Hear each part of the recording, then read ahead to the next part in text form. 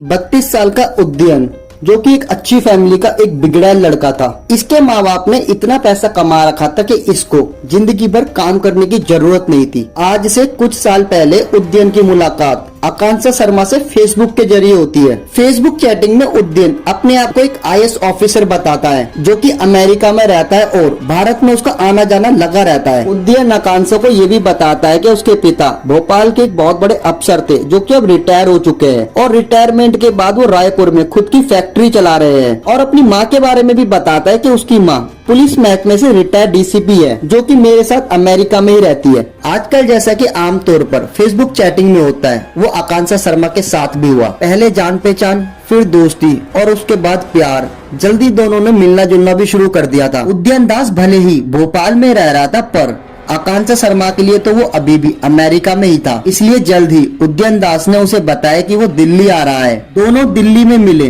और कुछ दिन साथ गुजारे। उद्यन दास की अमीरी देख के आकांक्षा इन्फ्लुएंस हो जाती है। वो दोनों एक साथ हरिद्वार, मसूरी और देहरादून भी घूमने गए और एक ही होटल में एक साथ एक कमरे में रुकते हैं। फिर उद्यन दास बोलते कि यार मुझे वापिस अमेरिका जाना पड़ेगा, मतलब उसे भोपाल जाना था। और वो ये भी कहता है कि मैं जल्दी इंडिया आऊंगा और इस बार हम भोपाल मिलेंगे।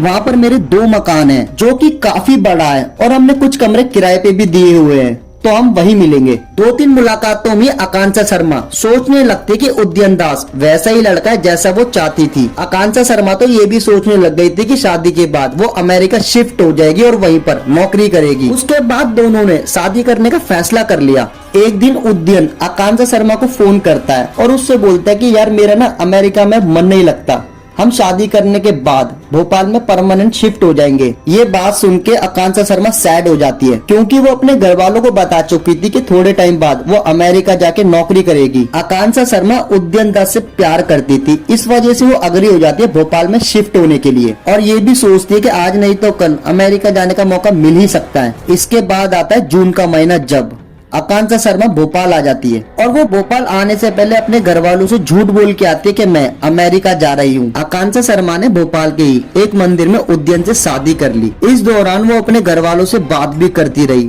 और अपने घर वालों को हमेशा ये बोलती कि मैं अमेरिका में हूँ। कुछ दिन उद्यन के साथ बिताने के बाद आकांक्षा शर्मा को मालूम होता है कि उसके पति ने उससे कई सारे झूठ बोले क्योंकि ना तो वो कभी अपने माँ बाप से बात करता और आकांक्षा उसके माँ बाप के बारे में पूछती तो वो कुछ भी नहीं बताता था उसे।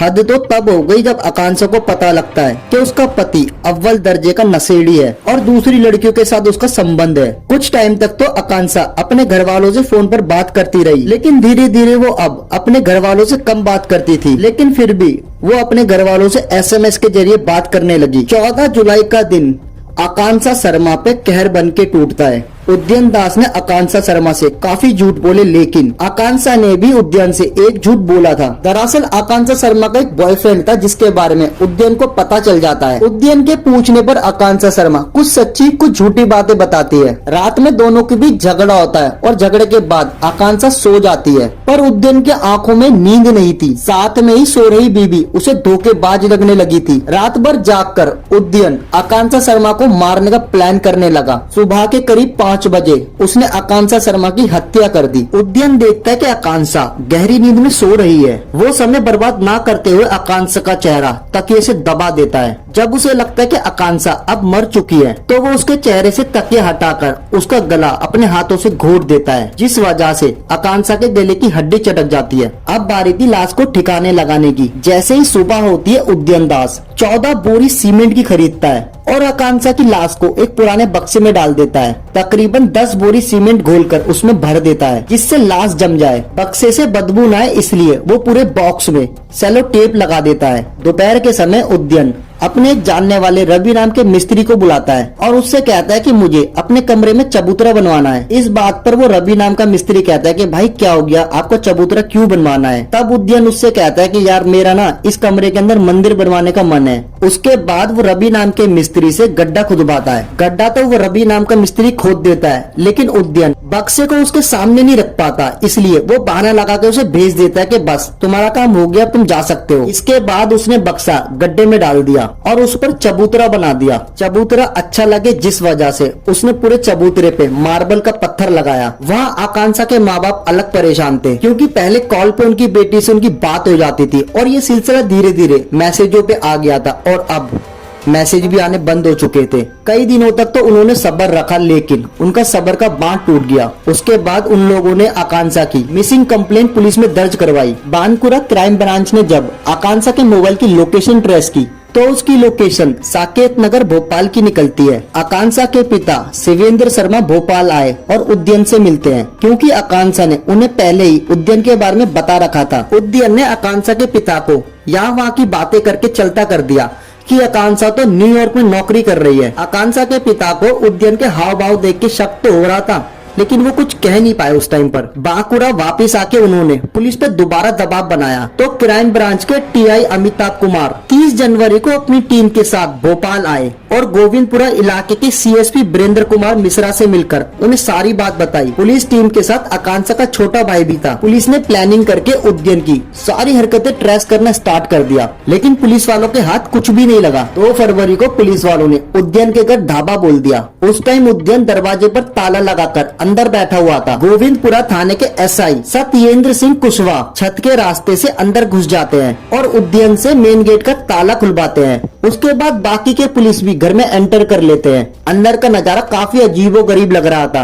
उद्यन का सारा घर धूल और गंदगी से भरा हुआ था। तीनों कमरे में तकरीबन 10,000 सिगरेट के टुकड़े पड़े हुए थे और शराब की खाली बोतलें भी यहाँ से वहाँ लुढ़क रही थी। खाने की बासी प्लेटें भी पाई गई जिनमें से बदबू आ रही थी। पर सबसे ज्यादा हैरान कर देने वाली बात दूसरे कमरे में बना एक चबूतरा था, जिसके ऊपर फांसी का फंदा लटक रहा था और कमरों की दीवारों पर जगह जगह प्यार भरी बातें लिखी हुई थी। चबूतरे के बारे में जब पुलिस वालों ने पूछा, पहले तो उद्यन यहाँ वहाँ की बातें करने लगा और जब पुलिस ने सख्ती से पूछा तब वो फिल्मी स्टाइल में बोलने लगा कि मैंने आकांक्षा का कत्ल कर दिया है और उसकी लाश इसी चबूतरे के नीचे दफन है। इतना सुनते ही पुलिस वालों के होश उड़ गए। उन्होंने तुरंत चबूतरे की खुदाई के लिए मजदूर बुलाए। चबूतरा इतना पक्का था कि मजदूरों से खुदाई नहीं, जिस वजह से पुलिस वालों ने उसे जेसीबी मशीनों से खुदवाया। थोड़ी खुदाई के बाद वो बक्सा दिखता है जिसके अंदर आकांक्षा की लाश पिछले 2 महीने से पड़ी हुई थी। बक्सा खोला गया तो उसके अंदर से आकांक्षा की टूटी फूटी हड्डी निकलती है, जिन्हें पहले पोस्टमार्टम और फिर डीएनए टेस्ट के लिए भेज दिया जाता है। अब सवाल आता है कि उद्यन के माँ बाप कहाँ हैं? पुलिस वालों ने जब उद्यन से उसके माँ बाप के बारे में पूछा, पहले तो वो पुलिस वालों को टरकाने की कोशिश करने लगा। जब पुलिस वालों ने सख्ती से पूछा तो उसने सारा सच उगल दिया। उद्यन ने बताया कि उसने अपने रायपुर वाले मकान में ही अपने माँ बाप को आज से 5 साल पहले ही मार दिया था और उन्हें मारकर वहीं पर दफना दिया था। मामला कुछ यूँ था, जब उद्यन 7वीं क्लास में था तब उसने अपने एक दोस्त का स्कूल की दीवार पर सर मार के उसका सर फाड़ दिया था। रायपुर आकर भी उसकी हरकतें कम नहीं हुई। पढ़ाई लिखाई में तो वैसे ही कमजोर था और भोपाल से रायपुर आके वो यहाँ पर नशा वगैरह भी करने लग गया था। उद्यन के माँ बाप पढ़े लिखे थे और वो उद्यन की हरकतों से उद्यन को हमेशा डांटते रहते थे, जिस वजह से उद्यन अपने माँ बाप से नफरत करने लगता है। जब उसकी कॉलेज की डिग्री का टाइम आया तब उसने अपने माँ बाप से झूठ बोल दिया कि वो पास हो चुका है। इस पर जब माँ बाप ने उससे कहा कि अब तुम्हें नौकरी करनी चाहिए तो उसे लगा कि उसका झूठ पकड़ा जाएगा, तो उसने अपने माँ बाप को ठिकाने लगाने का फैसला कर लिया। एक रात जब उद्यन के पिता बाहर चिकन लेने गए थे और उद्यन की माँ ऊपर वाले कमरे में कपड़े रख रही थी, तभी उद्यन अचानक से आता है और अपनी माँ का गला घोट देता है और उन्हें मार देता है। उद्यन के पिता बाजार से जब घर आते हैं तो उनकी चाय में उन्हें नींद की गोली मिला के उन्हें सुला देता है और उनकी नींद जब गहरी हो जाती है तब उनका गला घोट के उन्हें भी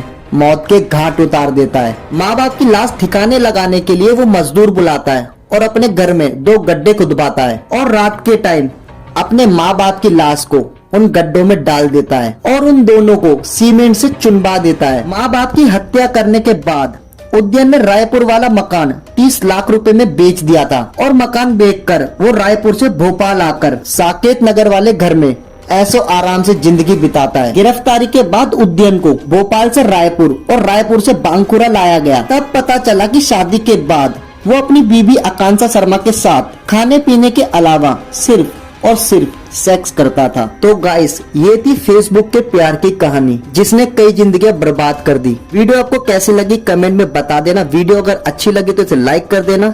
चैनल पे सभी नए हो इसे सब्सक्राइब भी कर लो भाइयों। बाकी मिलता हूँ ऐसे ही नए केस के साथ, तब तक के लिए बाय बाय।